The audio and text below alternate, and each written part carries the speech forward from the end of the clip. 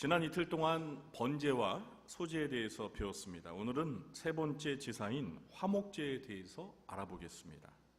먼저 화목제의 의미와 또 사용되는 제물과 제사를 드리는 방식에 대해서 살펴보겠습니다. 화목제라는 말의 뜻은 히브리어로 쉘라밈입니다. 쉘라밈은 샬롬에서 온 말입니다. 여러분 샬롬 아시죠? 그래서 이 뜻은 평화입니다. 평화. 그래서 영어로 화목제는 peace offering이라고 합니다. peace offering. 평화의 제사입니다. 화목제는 평화의 제사. 화목제는 하나님과 제물을 바치는 사람과의 평화로운 관계 회복을 가져다주는 제사입니다. 이 화목제의 제물은 번제의 제물처럼 흠없는 소와 양과 염소가 사용되었습니다. 다만 번제의 경우는 수컷만 제물로 사용할 수 있었는데 이 화목제의 경우는 암컷과 수컷 모두 사용할 수 있었습니다. 이 화목제를 드리는 절차는 먼저 제물을 바치는 사람이 제물의 머리에 안수를 하고 회막문에서 그 제물을 도살합니다. 그러니까 제물을 죽이는 사람은 제물을 가지고 온 사람입니다. 제사장이 하는 게 아니에요. 제물을 바치는 사람이 그 제물을 도살합니다. 그러면 제사장이 그 피를 가져다 제단의 사면에 뿌립니다. 여기까지는 번제와 절차가 동일합니다. 그러나 이후부터 번제와 다르게 진행되는데요. 번제의 경우에는 제물의 전부를 불살라 하나님 앞에 바쳤죠.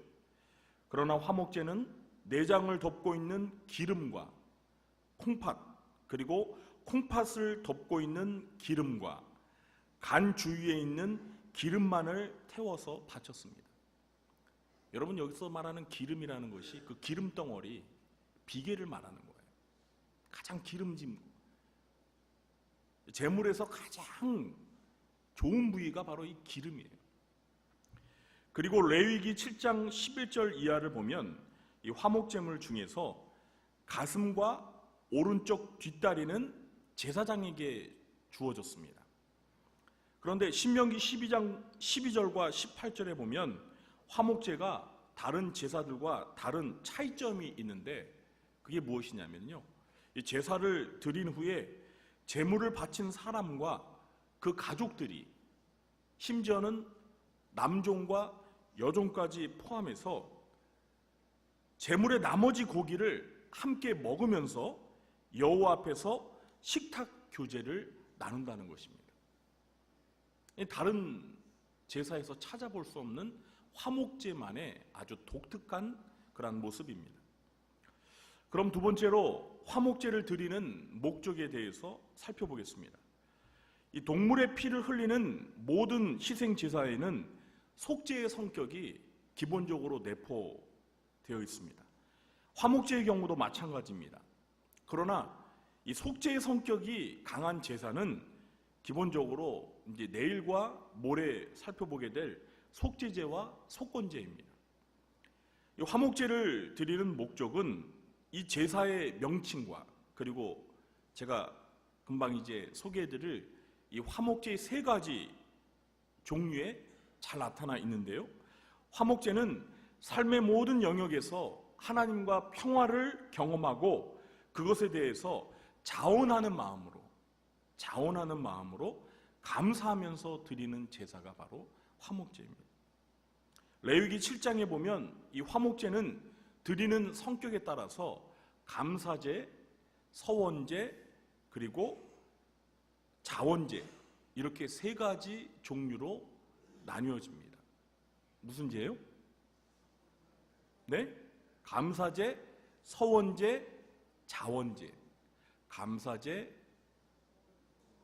서원제, 자원제. 네, 잘 기억하시기 바랍니다. 예를 들어 원수나 질병 또는 환난의 상황에서 하나님께서 구해주시기를 간구하고 이것이 이루어졌을 때 감사하는 마음으로 감사제를 드립니다.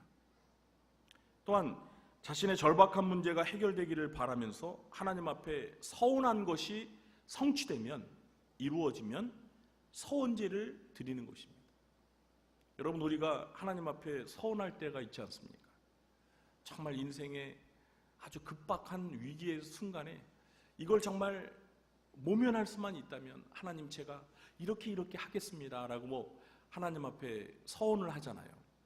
그런 서원하고 나서 하나님이 내 마음의 소원을 이루어주면 서원제를 바치는 겁니다. 또한 하나님의 은혜와 축복을 경험할 때 자원하는 마음으로, 자발적으로 자원하는 마음으로 또 자원제를 드릴 수 있었습니다. 이렇게 세 가지 종류의 제사가 이제 화목제, 그런 세 가지 종류의 드리는 그 목적에 따라서 나누어질 수 있습니다. 마지막으로 오늘의 결론입니다. 화목제가 신약시대를 살고 있는 우리들에게 주는 영적인 교훈이 무엇인지를 말씀드리겠습니다. 첫째는, 구약의 화목제는 인간들의 죄로 인해서 하나님과 단절된 관계를 회복시켜 주기 위하여 화목제물이 대신 예수 그리스도를 보여주는 예표입니다. 사도 바울은 로마서 3장 25절에서 이 예수를 하나님이 그의 피로써 믿음으로 말미암는 화목제물로 세우셨으니, 예수님을 화목제물로 세우셨다라고 말하고 있습니다. 사도 요한은 요한일서 2장 2절과 4장 10절에서 화목제물이신 예수님에 대해서 이렇게 증언합니다. 그는 우리 죄를 위한 화목제물이니 우리만 위할 뿐 아니요 온 세상의 죄를 위하심이라. 요한일서 4장 10절입니다. 사랑은 여기 있으니 우리가 하나님을 사랑한 것이 아니요 하나님이 우리를 사랑하사 우리 죄를 속하기 위하여 화목제물로 그 아들을 보내셨음이라. 사랑하는 성도 여러분, 하나님께서 예수님을 화목제물로 삼으신 목적이 무엇입니까? 인간이 범죄함으로 인해서 하나님과 원수 관계가 되었기 때문입니다. 죄는 하나님과 인간 사이를 원수 관계로 만들어 놓았다는 거예요. 그래서 이 관계 회복을 위해서 예수님께서 하나님과 인간 사이에서 화목 제물이 되었다는 것입니다. 골로새서 1장 21절 22절입니다. 전에 악한 행실로 멀리 떠나 마음으로 원수가 되었던 너희를, 악한 행실로 하나님을 멀리 떠나서 마음으로 하나님과 원수가 되었던 너희를 이제는 그의 육체의 죽음으로 말미암아, 예수님의 그 육체의 죽음으로 말미암아 화목하게 하사 하나님과 원수지간이었던 우리를 예수님의 그 육체의 죽음으로 말미암아 화목하게 하사 너희를 거룩하고 흠없고 책망할 것이 없는 자로 그 앞에 세우고자 하셨으니. 로마서 5장 10절과 11절에서도 하나님과 원수였던 우리가 예수님의 죽으심으로 하나님과 화목하게 되고 구원을 받아 하나님 안에서 즐거워할 수 있게 되었다라고 말씀하고 있습니다. 곧 우리가 원수 되었을 때, 그러니까 죄중에 있을 때, 아직 죄 문제를 해결하지 못하고 하나님과 원수지간이 되었을 때 그 아들의 죽으심으로 말미암아 하나님과 화목하게 되었은즉 화목하게 된 자로서는 더욱 그의 살아나심으로 말미암아 구원을 받을 것이니라. 그뿐 아니라 이제 우리로 화목하게 하신 우리 주 예수 그리스도로 말미암아 하나님 안에서 또한 즐거워하느니라. 예수 그리스도의 죽음으로 말미암아 원수지간이었던 우리가 하나님과 관계가 회복되어서 화목하게 되었어요. 그래서 이제는 하나님으로 예수 그리스도로 말미암아 하나님 안에서 즐거워할 수 있게 되었다라는 것입니다. 여러분, 이 사실을 확실히 믿으십니까? 자, 그러면 구원받아 하나님과 화목한 관계가 된 우리 그리스도인들이 해야 할 일이 무엇이겠습니까? 여기에서 두 번째 교훈이 주어지는 것입니다. 성도들은 하나님과 관계가 단절된 사람들에게 화평의 복음을 전하면서 피스메이커의 사명을 감당해야 합니다. 피스메이커, 화평케 하는 자. 예수님은 산상보훈의 말씀에서 팔복을 말씀하셨는데 그 팔복 중에 무슨 복이 있어요? 7번째, 화평케 하는 자의 복이 있죠. 화평케 하는 자는 어떤 복을 받습니까? 하나님의 아들이라 일컬음을 받게 되는 복을 받습니다. 사도 바울도 고린도후서 5장 18절과 19절에서 성도들은 화목하게 하는 직분을 받은 자들이라고 말씀하고 있습니다. 들어보시기 바랍니다. 모든 것이 하나님께로서 났으며 그가 그리스도로 말미암아 우리를 자기와 화목하게 하시고 또 우리에게 화목하게 하는 직분을 주셨으니, 예수 그리스도로 말미암아 하나님과 화목하게 한 사람들에게 무슨 직분을 주셨다고요? 화목하게 하는 직분을 주셨다고 합니다. 이것은 모든 그리스도인들이 공통적으로 받은 직분입니다. 아니 목사님, 저는 집사도 아니고 권사도 아니고 장로도 아닙니다. 안수집사도 아닙니다. 저는 아무런 직분이 없습니다. 아닙니다. 직분이 있습니다. 화목하게 하는 직분. 모든 신자들은 공통적으로 화목하게 하는 직분을 받았습니다. 곧 하나님께서 그리스도 안에 계시사 세상을 자기와 화목하게 하시며 그들의 죄를 그들에게 돌리지 아니하시고 화목하게 하는 말씀을 우리에게 부탁하셨느니라. 하나님께서는 예수 그리스도로 말미암아 화목하게 된 저와 여러분에게 화목하게 하는 직분을 주셨고 또 무엇을 주셨다고요? 화목하게 하는 말씀을 우리에게 주셨습니다. 이 화목하게 하는 말씀이 뭐예요? 베드로 사도는 사도 바울이 말한 이 화목하게 하는 말씀을 사도행전 10장 36절에서 화평의 복음이라고 불렀습니다. 화평의 복음. 화목하게 하는 말씀이 바로 화평의 복음이라는 거예요. 평화의 복음. 사랑하는 성도 여러분, 그런데 우리가 피스메이커로서 이 화평의 복음을 전하면서 화목하게 하는 직분을 능력 있게 잘 수행하기 위해서 먼저 우리 삶 가운데 선행되어야 할 것이 무엇일까요? 어떻게 하면 우리가 이 화목하게 하는 직분을 잘 감당할 수 있을까요? 그것은 우리가 이 세상에서 사람들과 화목한 삶을 나누며 사는 것입니다. 화목하게 하는 직분을 받았는데 화평의 복음을 전하는데 우리가 실제 삶 가운데 사람들과의 인간관계에서 화목하지 못하다면 어떻게 화평케 하는 자의 삶을 살 수가 있겠습니까? 그러니까 우리 그리스도인들이 먼저 인간관계 속에서 화목하게 지내야 돼요. 화목하게 지내야 됩니다. 여러분, 우리가 화목제를 드렸을 때 제물을 바친 사람이 그 가족들과 화목제물을 함께 나누어 먹고 그렇게 하지 않았습니까? 성도는 삶에서 가족과 이웃들과 화목을 도모하며 사는 모습을 보여주어야 합니다. 예수님께서는 마태복음 5장 23절과 24절에서 하나님께 예물을 드리기 전에 먼저 형제와의 화목이 전제되어야 한다고 말씀하셨습니다.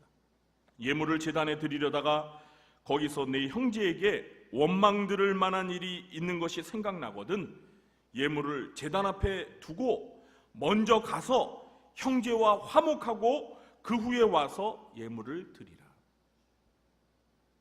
예물을 드린다라는 거, 하나님 앞에 헌신한다는 거, 또는 예배 드린다라는 그런 의미죠. 그런데 하나님 앞에 헌신하기 전에, 하나님 앞에 예배 드리기 전에 형제와 뭔가 불화한 일이 있어요. 형제와 관계가 틀어진 게 있어요. 그게 생각나면 예물을 일단 놔두고 먼저 가서 형제와 화목한 다음에 와서 예물을 드리라는 거예요. 그만큼 화목하게 지내는 것이 매우 중요하다는 것이죠. 사도 바울은 로마서 12장 18절에서 할 수 있거든 너희로서는 모든 사람과 더불어 화목하라. 할 수 있거든 모든 사람과 더불어 화목해라. 사실 모든 사람과 화목하기는 쉽지 않아요. 그렇지 않습니까? 나는 화목하게 지내고 싶어요. 그런데 상대방이 나랑 화목하려고 하지 않아. 그러면 이게 참 어렵죠. 그럼에도 불구하고 할 수 있거든. 할 수 있거든. 가능하면 최선을 다해 모든 사람들과 화목하라. 이렇게 말씀하고 있습니다. 이제 말씀 맺겠습니다. 사탄의 주특기가 뭡니까, 여러분? 이 사탄 마귀의 주특기가 뭐예요? 사탄 마귀의 주특기는 하나님과 사람 사이의 관계를 깨트리는 거예요. 그뿐만이 아니에요. 사람과 사람 사이의 관계도 깨트리는 게 아주 사탄의 주특기입니다. 관계를 깨는 거, 이간질하는 거, 친했던 사람 사이의 관계를 멀게 해가지고 원수지간이 만드는 거, 이게 바로 사탄의 주특기입니다. 사탄의 전공이에요. 그러나 우리 예수님은 어떻습니까? 우리 예수님의 주특기는 그 단절된, 그 깨어진 관계를 이어주고 화목한 관계로 회복시켜 주시는 화목 제물이 되셨다는 거예요. 마찬가지로 하나님의 자녀인 성도들도 피스메이커, 평화를 만드는 자, 화목하게 하는 자로서 하나님과 사람 사이에, 또 사람과 사람 사이에 끊어진 관계의 다리를 이어주는, 다리를 놓는 사람들입니다. 여러분 곁에 있는 분에게 이렇게 말씀해 보시겠습니다. 당신은 다리를 놓아주는 사람입니다. 여러분, 우리는 다리를 놓아주는 사람이에요. 사람과 사람 사이에 지금 관계의 다리가 끊어졌단 말이에요. 관계의 다리가 끊어졌어요. 그런데 우리가 그 사이에서 이 양쪽 관계를 이어주는 다리가 되는 거예요. 다리가 연결되면 이제 소통이 되잖아요. 관계가 회복이 되잖아요. 예수님께서 하나님과 우리 인간 사이에 죄로 인해서 끊어진 그 다리를 이어줬잖아요. 그러니까 우리 그리스도인들도 이렇게 끊어진 단절된 관계의 다리를 이어주는, 다리를 놓는 사람들입니다. 우리 직업이 다리를 놓는 사람들입니다. 오늘날 하나님과 관계가 단절된 사람들이 너무나 많습니다. 여러분 주변을 한번 둘러보세요.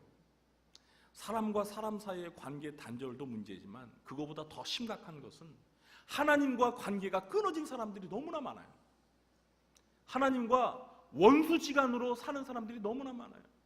여러분, 사람들 중에서 제일 불행하고 어리석은 사람이 어떤 사람인지 아세요? 하나님과 원수지간으로 사는 사람들이 제일 불행한 사람들이에요. 아니, 원수지간이 될 사람이 없어서 하나님과 원수가 됩니까? 그 좋으신 하나님, 그 사랑의 하나님, 그 은혜의 하나님, 그 용서의 하나님, 그 하나님과 왜 원수지간이 되어서 살아요? 그거보다 어리석은 사람이 없어요. 이렇게 하나님과 원수지간이 된 사람들이 너무나 많습니다. 그런 사람들을 우리가 관계를 회복시켜줘야죠. 또 가정과 사회와 나라 간에도 관계가 단절된 경우가 너무나 많습니다. 부부 사이에 원수지간이 돼가지고 관계가 끊어졌고, 부모와 자식 사이에 관계가 끊어졌고, 나라와 나라 사이에 관계가 끊어졌어요. 그 대표적인 나라가 바로 우리나라 아닙니까? 북한과 우리나라 한 민족이에요. 한 결이에요. 가족이에요. 그런데 원수지간이 되었어요. 원수지간이. 참 불행한 거예요. 불행한 거. 전 세계 민족 가운데 이렇게 나라가 한 민족이 분단되어서 70여 년 가까이 원수지간으로 살아오는 민족이 어디 있어요? 없잖아요. 참 이거 불행이에요. 우리 민족의 아픔이에요. 이걸 누가 해결해 주겠어요? 김정은이 해결해 줍니까? 문재인 대통령이 해결해 줍니까? 트럼프가 해결해 줘요? 아니에요. 오직 화목제물 대신 예수 그리스도만이 해결해 주십니다. 그럼 믿으십니까? 우리나라의 문제를 해결해 주실 분은 주님밖에 없어요. 주님밖에 없어요. 그 주님이 어떤 누군가를 도구로 사용하실 수는 있어요. 관계 회복에 도구로 사용하실 수는 있어요. 그러나 사람이 해결해 주는 게 아닙니다. 오히려 사람은 잘못 개입했다간 관계가 더 멀어져 버려요. 어설프게 괜히 중재자 노릇했다가 관계가 멀어질 수 있어요. 그러니까 우리 하나님께 은혜를 구해야 돼요. 그러기 위해서 우리가 정말 해야 할 일이 무엇입니까? 이 관계의 단절을 회복하도록 돕기 위해서 우리 그리스도인들은 화평의 복음을 전하면서, 뭘 전하면서요? 화평의 복음을 전하면서 화목 제물이 되어주신 중보자 되신 예수 그리스도를 소개해 주는 거예요. 예수 그리스도. 하나님과 인간 사이에 예수 그리스도가 중보자 역할을 해주고 사람과 사람 사이에도 예수 그리스도가 관계를 잇는 중보자 역할을 해주고 또 우리 그리스도인들도 그렇게 사람과 사람 사이에서 관계를 이어주는 그런 화목하게 하는 자로서의 그런 삶을 살아야 되는 것입니다. 이것이 오늘 화목제를 통해 우리에게 주신 교훈입니다. 이것을 삶 가운데 잘 실천하면서 화목하게 하는 직분을 잘 감당하시는 여러분 되시길 주님의 이름으로 축원합니다.